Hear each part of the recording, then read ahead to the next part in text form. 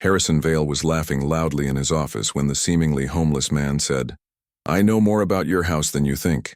The filthy, ragged stranger looked at him with determination. What came out of his lips about Margaret, the maid, made Harrison's laughter freeze on his face forever. The autumn rain drummed against the mansion's windows like desperate fingers seeking entry, but nothing could have prepared Harrison Vale for what awaited him inside his own home. The successful tech entrepreneur had just returned from a 3-week business trip to Singapore, his mind still buzzing with merger details and profit projections that had consumed every waking moment. His leather shoes echoed through the marble foyer as he loosened his silk tie, expecting the usual warm greeting from his elderly relatives and perhaps a fresh cup of coffee from Margaret, the housekeeper, who had become an indispensable part of their household over the past 4 years. Instead, an unsettling silence wrapped around him like a suffocating blanket. The grandfather clock in the hallway ticked with unusual prominence, each second stretching longer than it should. Harrison called out for his Aunt Eleanor and Uncle Joseph, his voice bouncing off the walls and returning to him unanswered. Margaret was nowhere to be seen either, which struck him as odd since she typically greeted him at the door with his mail sorted and a detailed report of household activities during his absence. Following a faint sound that seemed to emanate from somewhere deep within the house, Harrison found himself descending into the basement, a space he rarely visited. The wooden steps creaked under his weight as he made his way down, guided by what sounded like muffled crying. His heart began to race as the sound grew clearer, more desperate. When he reached the bottom and flicked on the overhead light, the scene before him shattered every assumption he had held about his carefully ordered world. There, huddled in a corner behind stacked boxes and old furniture, sat his 78-year-old Aunt Eleanor. Her silver hair was disheveled, her usually pristine clothing wrinkled and stained. Tear tracks carved pale lines down her weathered cheeks as she looked up at him with eyes that held both relief and terror. Her voice trembled as she reached toward him with shaking hands, the words tumbling out between gasps for air that seemed to burn her throat. "Please, Harrison, get me out of here. She locked me down here this morning and said you were never coming back. She said I was too much trouble, that nobody would miss an old woman like me. I've been calling for help, but she told Joseph that if he tried to help me, she would make things much worse for both of us. The way she looks at us when you're gone, Harrison, it's like we're not even human to her anymore." Harrison's hands trembled as he helped his aunt to her feet, her frail body leaning heavily against his chest while he tried to process the magnitude of what she had just revealed. Eleanor's words echoed in his mind like fragments of a nightmare he couldn't wake up from, each syllable reshaping his understanding of the woman he had trusted with the most precious people in his life. Margaret Holloway had come highly recommended 3 years ago, arriving just months after his wife Sarah's sudden departure from cancer, when grief had left him drowning in responsibilities he could barely manage. The timing had seemed like providence then. Margaret appeared professional, experienced, and genuinely caring during their initial interviews. She spoke softly about her previous elderly care experience, showed genuine concern for Eleanor and Joseph's specific needs, and even mentioned her own aging mother to establish common ground. Harrison, desperate to return to work as an escape from the overwhelming emptiness that Sarah's absence had carved into his soul, had hired Margaret almost immediately after checking her references, which all came back glowing with praise. What he hadn't realized was how completely he had abdicated his responsibilities as the grief consumed him. Work became his sanctuary, business trips his refuge from a house that still smelled like Sarah's perfume and echoed with memories too painful to face. He threw himself into expanding his software company with the ferocity of a man trying to outrun his own shadow, leaving early each morning and returning late each night, often finding Eleanor and Joseph already asleep under Margaret's care. Margaret had seemed so devoted, so trustworthy. She would greet him with detailed reports about his relatives' health, their meals, their activities. She spoke about taking them for walks in the garden, reading to them in the evenings, ensuring they took their medications on schedule. When Harrison announced longer business trips, Margaret would nod understandingly and assure him that everything would be perfectly managed in his absence. Her references had praised her dedication, her patience, her genuine affection for the elderly people in her care. But now, supporting his aunt's weight as they climbed the basement stairs together, Harrison began to see how his grief-induced blindness had created the perfect environment for someone with darker intentions. Eleanor's trembling intensified as they reached the main floor, her eyes darting around the familiar surroundings as if seeing them for the first time.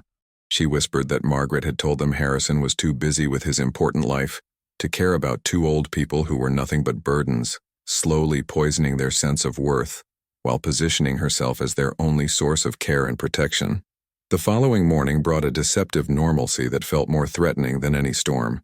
Margaret arrived at her usual 7 o'clock hour, her sensible shoes clicking across the kitchen tiles as she prepared breakfast, with the same methodical precision Harrison had grown accustomed to over the years. Her graying hair was pulled back in its characteristic bun, her uniform crisp and spotless, her demeanor perfectly calibrated between respectful and efficient. She inquired about his trip with just the right amount of interest, mentioned that Eleanor had been feeling under the weather, and began preparing his coffee exactly the way he preferred it. Harrison found himself studying her movements with new eyes, searching for cracks in the facade that had fooled him so completely. Margaret's hands were steady as she arranged his breakfast. Her voice maintained its usual gentle cadence, and her smile appeared genuine when she asked about his business meetings. Yet something indefinable had shifted in the atmosphere between them, like the pressure change before a thunderstorm that animals sense long before humans recognize the approaching danger. When Eleanor joined them for breakfast, Harrison watched the subtle dynamics he had previously missed entirely. Margaret's tone remained pleasant, but there was an underlying current of control in how she guided Eleanor to her chair, how she placed the medication beside her plate, how she gently corrected Eleanor's posture with touches that lasted just a moment too long. Eleanor's responses were subdued, her usual morning chattiness replaced by careful, measured words that seemed chosen to avoid any potential conflict. Uncle Joseph appeared more withdrawn than Harrison remembered, his usual morning jokes absent as he focused intently on his food. When Margaret asked if he needed help cutting his toast, Joseph's slight flinch was so subtle that Harrison might have missed it if he hadn't been watching so carefully. The old man accepted her assistance with a quiet thank you that carried undertones of resignation rather than gratitude. Throughout the morning routine, Harrison noticed how Margaret positioned herself as the essential center of every interaction. She anticipated needs before they were expressed, solved problems before they were acknowledged, and maintained a constant stream of gentle commentary about schedules, medications, and activities. Her efficiency was impressive, her dedication apparent. Yet Harrison began to recognize how this very competence created an environment where Eleanor and Joseph had gradually become passive recipients of care rather than active participants in their own lives. The system Margaret had established was so seamless that questioning it felt almost ungrateful, which made Harrison wonder how many other warning signs he had rationalized away. 3 days of careful observation revealed a pattern so insidious that Harrison questioned his own sanity for missing it previously. Margaret's behavior shifted like weather patterns, warm and accommodating when Harrison was present, but he began catching glimpses of something far different when she thought she was unobserved. Late one evening, as he worked in his study with the door slightly ajar, he heard Margaret's voice carrying from the kitchen where she was helping Eleanor with her evening medications. The tone was sharp, impatient, nothing like the gentle cadence she used during daylight hours. "You're being dramatic again, Eleanor. Nobody wants to hear constant complaints about everything." Harrison strained to hear Eleanor's response, which came as barely a whisper, something about her arthritis pain being worse than usual. Margaret's reply cut through the air like a blade wrapped in silk. "Your nephew has important work to do. He doesn't need to be bothered by every little ache and pain that comes with being your age. Some people learn to suffer in silence with dignity." Harrison felt his blood chill as he recognized the calculated cruelty behind words that would leave no physical evidence, but would wound just as deeply. He began paying attention to the small details that had previously escaped his notice. How Eleanor's hands shook slightly when Margaret entered a room. How Joseph's eyes followed Margaret's movements with watchful wariness. How both elderly relatives seemed to diminish somehow in her presence, becoming smaller and more fragile versions of themselves. The discovery of Eleanor's hidden journal tucked beneath her mattress provided written evidence of what Harrison had begun to suspect. Page after page detailed incidents of intimidation disguised as care, medications given late with lectures about being grateful, meals withheld for minor infractions like asking for seconds, and isolation imposed as punishment for attempting to call Harrison during his business trips. Eleanor's handwriting, usually steady despite her age, became increasingly shaky as the entries progressed, documenting a systematic campaign designed to make her feel burdensome and unwanted.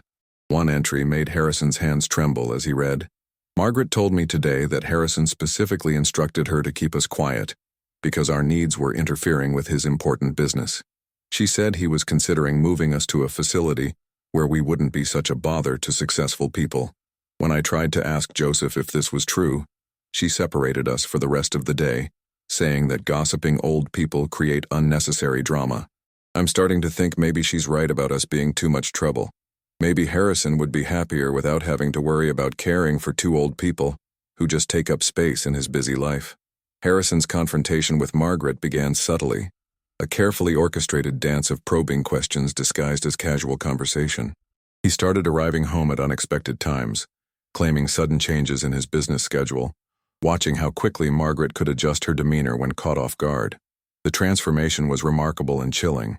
Her sharp instructions to Eleanor would melt into gentle suggestions within seconds of hearing his footsteps.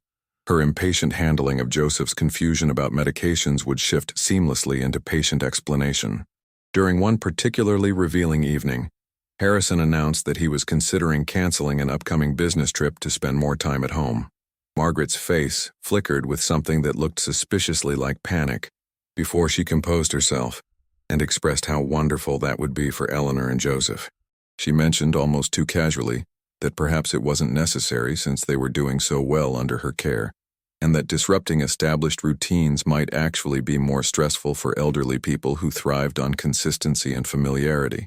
The way Margaret subtly discouraged his increased presence at home sent alarm bells ringing in Harrison's mind. She began suggesting that his relatives needed more rest, more quiet time, fewer disruptions to their carefully managed schedules. When Harrison proposed taking Eleanor and Joseph out for dinner at their favorite restaurant, Margaret expressed concern about their energy levels, their dietary restrictions, the confusion that changes in routine might cause. Her objections were always reasonable, always presented with apparent concern for their well-being, yet they consistently served to maintain her control over their daily lives.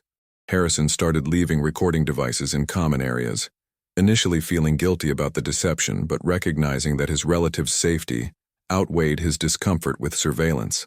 The recordings revealed a Margaret he had never encountered, sharp-tongued, demanding, wielding emotional manipulation like a surgeon's scalpel. She would remind Eleanor and Joseph constantly of their dependence, their vulnerability, their luck in having someone willing to tolerate their increasing neediness when their own family was too busy to care properly.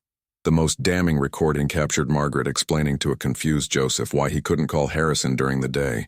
"He's made it very clear that interruptions from this house are not welcome during business hours. He pays me to handle you two so he doesn't have to be bothered. If you keep trying to bother him with every little thing, he might decide that a nursing home would be simpler than dealing with demanding relatives who don't appreciate the comfortable life he's provided." The cold calculation in her voice as she systematically destroyed their sense of worth and belonging made Harrison realize he was dealing with someone far more dangerous than he had initially imagined. The deeper Harrison dug into Margaret's background, the more disturbing the picture became. Her previous references, which had seemed so glowing during the hiring process, revealed troubling patterns when he read between the lines. Former employers described her as extremely dedicated and very protective of her charges, phrases that Harrison now realized might have been diplomatic ways of describing possessive and controlling behavior. One reference mentioned that Margaret had been irreplaceable because she took complete responsibility for all care decisions, which began to sound less like praise and more like a warning about someone who refused to share authority. A private investigator's report revealed that Margaret had been terminated from 2 previous positions, though the families had chosen not to pursue legal action and had provided neutral references to avoid potential lawsuits. One family had discovered financial irregularities but couldn't prove theft, while another had removed Margaret after their elderly father complained about inappropriate treatment that the family initially dismissed as confusion related to his declining mental state. The pattern of vulnerable elderly people making accusations that were discredited or ignored by their families painted a horrifying picture of systematic abuse. Margaret's personal history revealed a woman who had grown up in grinding poverty, watching her own grandmother suffer in underfunded care facilities while wealthy families lived in comfort. Her mother had worked as a domestic servant for decades, cleaning houses and caring for families who treated her as barely visible furniture. Margaret had absorbed these experiences like poison, developing a worldview where the wealthy deserved to suffer for their privilege, where their vulnerability became an opportunity for retribution rather than an occasion for compassion. The psychological profile suggested someone who had learned to present a perfect facade while nurturing deep resentment toward the people she served. Margaret saw elderly care as both a source of income and a platform for exercising power over people who had previously been beyond her reach. Wealthy families like Harrison's represented everything she had been denied, and their elderly relatives provided the perfect victims. Vulnerable, often isolated, frequently dismissed when they complained about treatment, Harrison discovered that Margaret had been systematically stealing from his household accounts, small amounts that wouldn't trigger automatic alerts, but that added up to thousands of dollars over the years. She had also been selling personal items that Eleanor and Joseph assumed they had simply misplaced in their advancing age. The financial abuse ran parallel to the emotional manipulation, creating multiple streams of violation that compounded the trauma she was inflicting on his family. Margaret had turned caregiving into a comprehensive exploitation system, using her position of trust to systematically strip away her victims' dignity, security, and sense of self-worth while enriching herself at their expense. Gathering evidence required Harrison to become someone he had never imagined being, a spy in his own home, documenting the systematic abuse of the people he loved most. He installed hidden cameras in common areas, positioned audio recording devices where Margaret's true nature emerged during his absences, and began maintaining detailed logs of every interaction he witnessed. The process felt like stepping through a mirror into a world where the familiar became sinister, where every routine interaction revealed layers of manipulation he had been blind to for years. The photographic evidence was devastating. Images captured Margaret gripping Eleanor's arm hard enough to leave bruises while forcing her to take medications, shows her deliberately ignoring Joseph's requests for help while he struggled with simple tasks, documented her systematic isolation of both elderly relatives from friends and neighbors who might notice changes in their behavior. The timestamps revealed that abuse occurred like clockwork during Harrison's business hours, when Margaret felt secure in her authority over the household. Eleanor's medical records, which Harrison accessed through her physician, showed a disturbing pattern of declining health that coincided with Margaret's employment. What had been attributed to normal aging began to look suspiciously like the result of chronic stress, inadequate nutrition, and emotional abuse. Her blood pressure had become increasingly erratic, her sleep patterns disrupted, her appetite diminished. Joseph showed similar patterns, with his mild dementia symptoms accelerating in ways that suggested deliberate confusion and gaslighting rather than natural cognitive decline. Harrison began reaching out to neighbors, casual acquaintances, and service providers who had interacted with his household during his absences. The picture that emerged was of a woman who had carefully crafted different personas for different audiences. The mailman mentioned that Margaret often intercepted packages and mail, claiming that Eleanor and Joseph were too confused to handle their own correspondence. The gardener had been told repeatedly that the elderly residents were too fragile to spend time outdoors, contradicting medical advice that encouraged gentle exercise and fresh air. Most disturbing were the testimonies from delivery drivers and repair technicians who had been told that Eleanor and Joseph were difficult and demanding, requiring careful management to prevent them from becoming agitated. Margaret had systematically poisoned outside perceptions of his relatives, creating a narrative where their potential complaints would be dismissed as the confused ramblings of difficult elderly people. She had isolated them not just physically but socially, cutting off every potential avenue for help, while maintaining her image as a devoted caregiver, managing challenging circumstances with admirable patience and dedication. The confrontation Harrison had been building toward finally crystallized on a gray Thursday morning when he decided to return home unexpectedly, using a business meeting cancellation as cover for what he planned to be Margaret's final day in his household. He entered through the side door, moving quietly through the hallways toward the sound of voices coming from the kitchen. What he witnessed through the partially open door confirmed his worst fears and provided the final evidence he needed to act decisively. Margaret stood over Eleanor, who was seated at the kitchen table with tears streaming down her face, trying to explain that she had accidentally spilled her orange juice. Margaret's voice carried a vicious intensity that Harrison had never heard before, as she berated the elderly woman for being clumsy, wasteful, and ungrateful for the care she received. She grabbed Eleanor's wrist with unnecessary force, twisting it slightly as she demanded an apology for creating unnecessary work and making messes like a child. "You're pathetic," Margaret hissed, her face close to Eleanor's. "At your age, you should be ashamed of yourself for not being able to handle a simple glass without making a mess. Do you think your nephew wants to come home to a house where old people can't even drink juice without creating problems? Maybe it's time he learned what kind of burden he's really carrying by keeping you here, instead of putting you somewhere more appropriate for people who can't take care of themselves." Harrison stepped into the kitchen, his presence immediately transforming Margaret's expression from cruel satisfaction to shocked surprise. The shift was so rapid and complete that it would have been almost comical if the circumstances hadn't been so horrifying. Margaret released Eleanor's wrist and stepped back, her face rearranging itself into the familiar mask of concerned professionalism that had fooled him for so long. "Harrison, what a lovely surprise," Margaret began, her voice returning to its practiced gentleness. "I was just helping Eleanor clean up a little accident. You know how upset she gets when she spills things, and I was reassuring her that it's perfectly normal for people her age to have little mishaps." Without breaking eye contact with Margaret, Harrison moved to Eleanor's side, gently examining her wrist, where angry red marks were already beginning to form bruises. "I heard every word you said, Margaret. I have recordings of every word you've said for the past 2 weeks. Harrison's voice remained calm, but the fury beneath the surface was unmistakable. "Pack your things and leave my house immediately, and understand that if you ever come near my family again, the police will be the least of your problems." Margaret's departure was anything but graceful.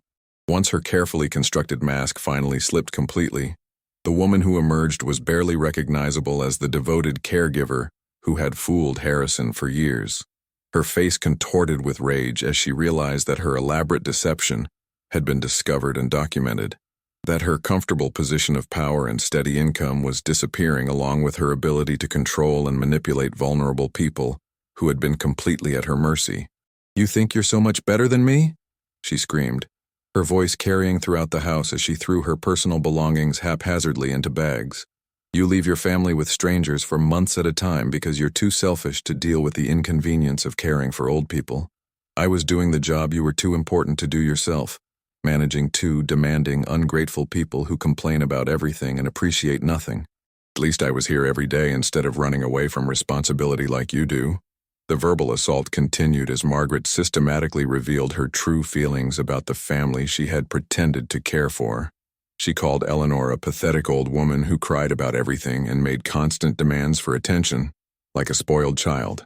She described Joseph as a confused burden, who repeated the same questions dozens of times and couldn't remember simple instructions from one moment to the next.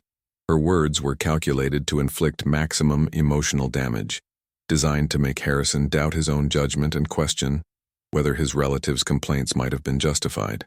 Harrison stood firm, recording every word while quietly ushering Eleanor and Joseph away from Margaret's toxic presence. He had already contacted the authorities, providing them with weeks of documented evidence including photographs, audio recordings, and financial records showing systematic theft and abuse. The police were prepared to press charges for elder abuse, theft, and fraud, while the state's Adult Protective Services had been notified about Margaret's pattern of targeting vulnerable elderly people in private care situations. As Margaret finally left the house, she turned for one final attack, promising that Harrison would regret his decision to believe 2 confused old people over someone who had dedicated years to caring for his family. She threatened to sue for wrongful termination, to spread rumors about the family's dysfunction, to make their lives as miserable as possible. Her threats were empty, but revealed the depth of her narcissistic rage at being held accountable for years of calculated cruelty. The woman who walked out of Harrison's house that day bore no resemblance to the gentle caregiver who had walked in 4 years earlier, leaving behind only the wreckage of trust violated and lives damaged by systematic abuse. 2 years later, the Vale House had transformed into something Sarah would have recognized and loved, a home filled with laughter, genuine care, and the kind of multi-generational warmth that money cannot buy, but love can create effortlessly. Harrison had fundamentally restructured his life and business priorities, choosing to work primarily from home and travel only when absolutely necessary, never leaving Eleanor and Joseph for more than a few days at a time. The success of his software company continued to grow, but it no longer defined his identity or consumed his emotional energy the way it had during his grief-stricken years. Eleanor had regained her vibrant personality, spending her mornings tending to the garden that Harrison had expanded according to her detailed plans, growing vegetables and flowers that she shared generously with neighbors who had become genuine friends rather than distant acquaintances. Her arthritis still bothered her on cold mornings, but she faced each day with renewed purpose and dignity, no longer apologizing for existing or feeling like a burden on the people who loved her. Joseph's dementia had stabilized somewhat, possibly because the stress and gaslighting that had accelerated his confusion were no longer present in his daily environment. The new caregiver, Maria, came highly recommended through a reputable agency that conducted thorough background checks and provided ongoing supervision of their employees. Maria was younger, warmer, and genuinely delighted by Eleanor and Joseph's stories, their quirks, and their individual needs. She encouraged their independence rather than fostering dependence, celebrated their good days rather than dwelling on their limitations, and treated them as valued family members rather than burdensome responsibilities. Harrison had discovered that caring for elderly relatives didn't have to mean sacrificing his career or personal happiness. It meant restructuring his priorities to create space for the relationships that truly mattered. Evening dinners had become sacred family time, where 3 generations shared stories, planned weekend activities, and simply enjoyed each other's company. Eleanor often mentioned how much Sarah would have loved seeing the family come together this way, and Harrison agreed, feeling his late wife's presence in the warmth and laughter that now filled their home. The legal proceedings against Margaret had resulted in criminal convictions for elder abuse, theft, and fraud, along with mandatory registration as someone prohibited from working in elderly care. More importantly for Harrison, the experience had taught him that vigilance and love were not mutually exclusive, that protecting the people you care about requires both emotional connection and practical attention to their daily reality. Evil may disguise itself as care, but genuine love creates environments where truth, dignity, and safety flourish naturally, proving that justice built on courage and unconditional love will always triumph over cruelty and deception.